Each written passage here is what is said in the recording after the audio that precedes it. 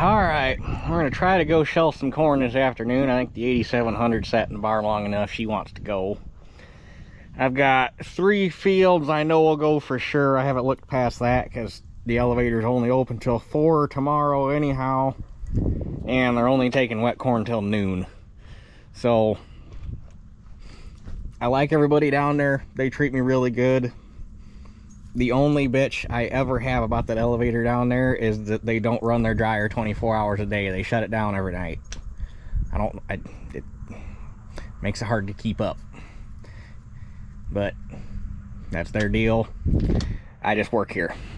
So anyhow, before we go, I want to change out these 2 hoses because especially this one here is sketching me out. So I'm gonna get a jack stand to set the feeder house down on, and we'll change him out real quick and we should be good to go. All right.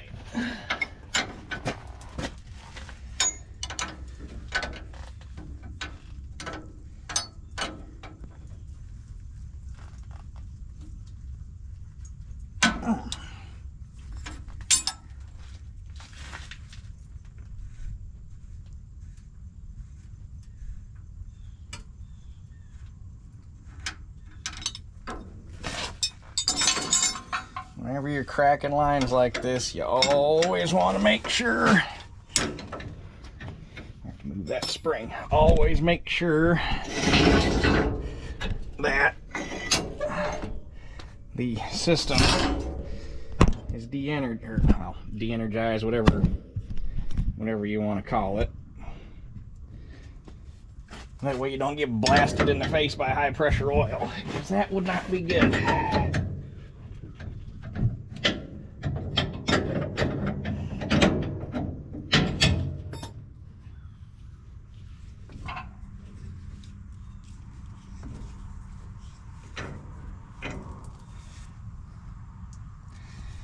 Okay, now what we're gonna do is get rid of this O-ring boss end on here, put a port adapter in there so that I got JIC on both ends so that there's swivels on both ends so you don't got to spin the whole hose, and it cleans things up a little bit. Okay, so this is an O-ring boss to 37 degree JIC port adapter. We'll put that in there. That lets you put a swivel on both ends of the hose, which greatly eases installation. Normally you'd want to grease that O-ring or something, but since the port on the cylinder was full of oil, it kind of was self-lubricating. So basically the reason for that going in there is hydraulic hose has a really bad tendency when you take it off the reel of having a memory to it. It wants to stay bent the way it was when you take it off the reel. Eventually it will get a memory to whatever shape you bend it in once you put it on here, but until that memory comes out of it, it's really hard to, if like say you put it on, I didn't have that swivel end on here and you just put the O-ring boss fitting back on it, so you got to spin the hose, and you spin the hose in, and when you put it together the hose wants to lay out this way. Well, then you got to fight it to get the loop in it. And like I say, once the hose gets warm and it gets used, it will take on whatever shape and it'll get more pliable and easy to. But doing it this way just greatly eases installation and removal, and just everything is nicer. Okay, both hoses are the same length. It's just one of them's going to end up with a male end and a female instead of 2 females. But that means that we can make them both up at the same time. There's no good way to set you on this thing.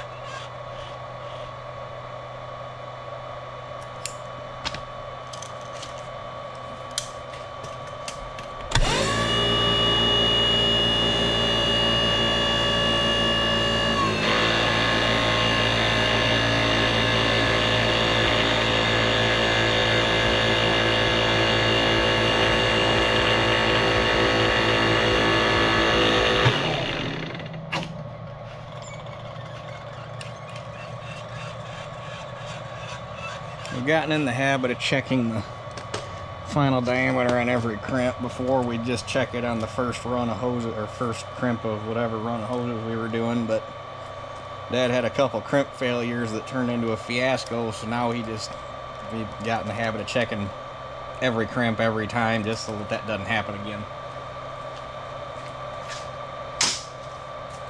The failures weren't any fault of anybody around here, but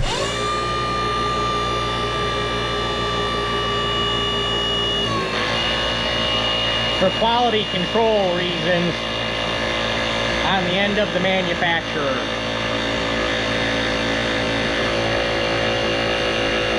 You see how that hose kind of wants to lay in an arc like it came off of the reel.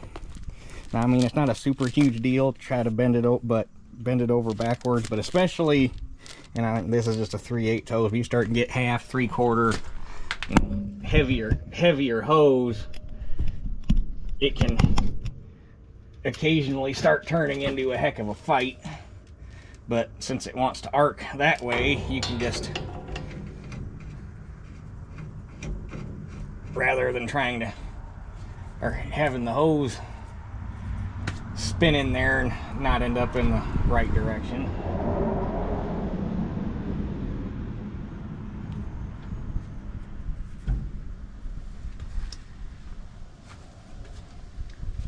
Although I do need to get a backup wrench for that, but there you go.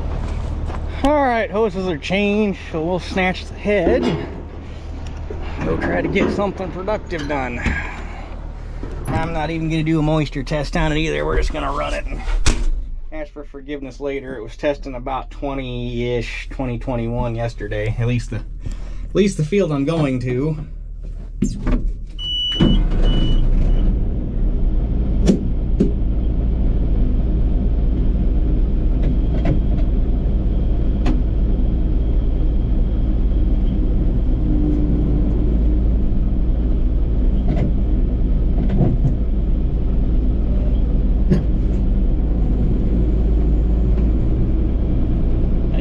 Replacing the hydro cable on this thing too. My God, what a difference. It is so nice.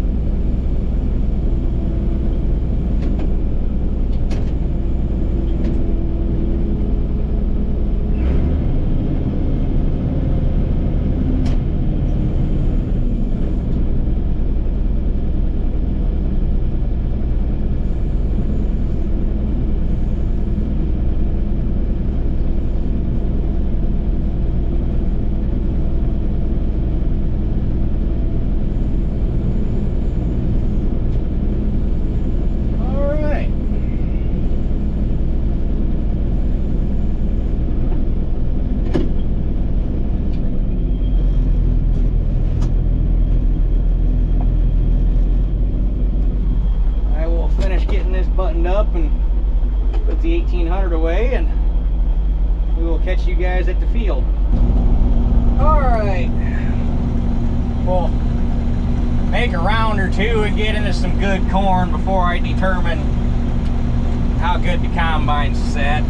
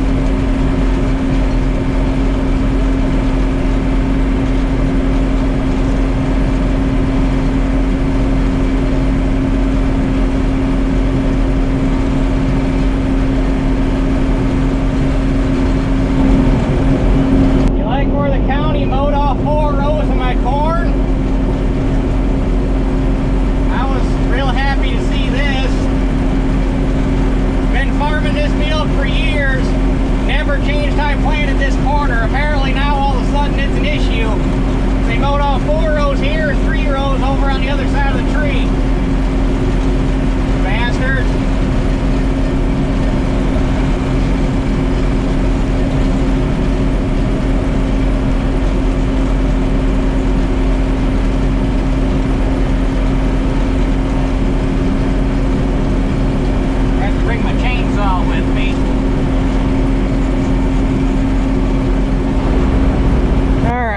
First hopper off.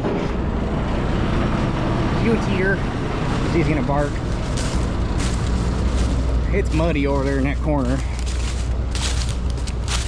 but I haven't seen any kernels hanging, which is good. Look at all them aborted kernels. Sign of the year. But I don't really see anything laying on the ground. I don't see anything on the cobs, and the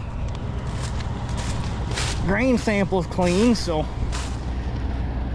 I think I adjusted the cylinder speed on it. Other than that, I don't think I have adjusted a single thing on that machine since I bought it, because all I ran was corn.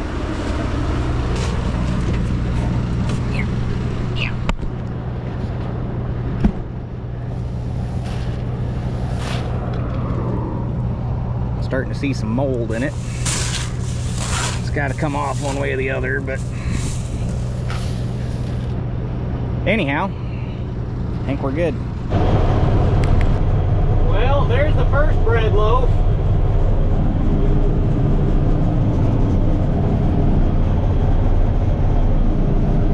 So this corn seems to be doing pretty good. I don't even have it opened all the way up yet. It's only 4 acres. Normally this field's only good for about 150 bushel an acre, but of course it's also going to be hard to judge based off of trucks because the corn's wet, so you're technically not going to have as much in a load.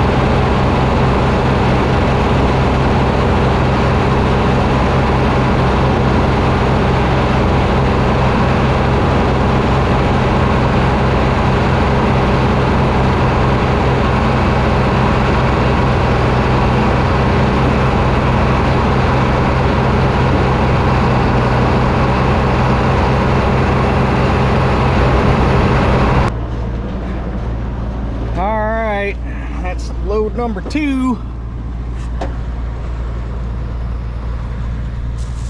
Corn cleaned up. A lot of most of the moldy stuff went out of it, so I'm guessing a lot of that was from the down stuff. But my boss started shelling yesterday, and he was seeing a lot of that too. And he was talking to one of his friends, and apparently one of his buddies started shelling, and they've been seeing mold and vomitox and both. So, but I got a feeling you're going to be seeing a lot of that this year, just because of how everything's working out.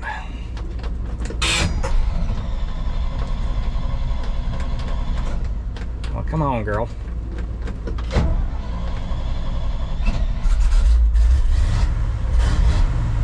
There we go.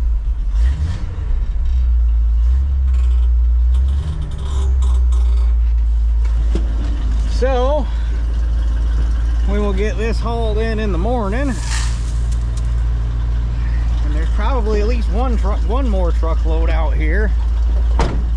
It's definitely gonna be the best this field's ever ran. I'm pretty sure. Teeter, come here. You don't need to be sniffing them other dogs. So let that thing idle for a second. She's working her poor heart out. This is another field it's got a lot of bad spots in it. This field, it actually, I mean, I'm probably gonna have to talk, especially after this year, I might try to talk to the landlords to see if they might go halves and halves on a tile system, because this field would be super easy to tile because it all falls to the north, and there's a nice big, like 8-foot deep ditch down there on the other side of the house. So, I mean, your outlet's there, your fall is there. This would be like a dream tile job. It'd just be a matter of getting it done. So it'd probably be about it'd probably end up about the same size tile system as the one I'm planning on putting at Grandma and Grandpa's, and it'd probably be about 10 grand to get her done. But if you split that 50-50, all of a sudden that's not so bad. So, but anyhow, let that thing cool down for a minute and take it down by the house and park it, and take the truck home and put it away. So I guess, Teeter. What? I guess that's it for this one, and we'll catch you guys on the next one.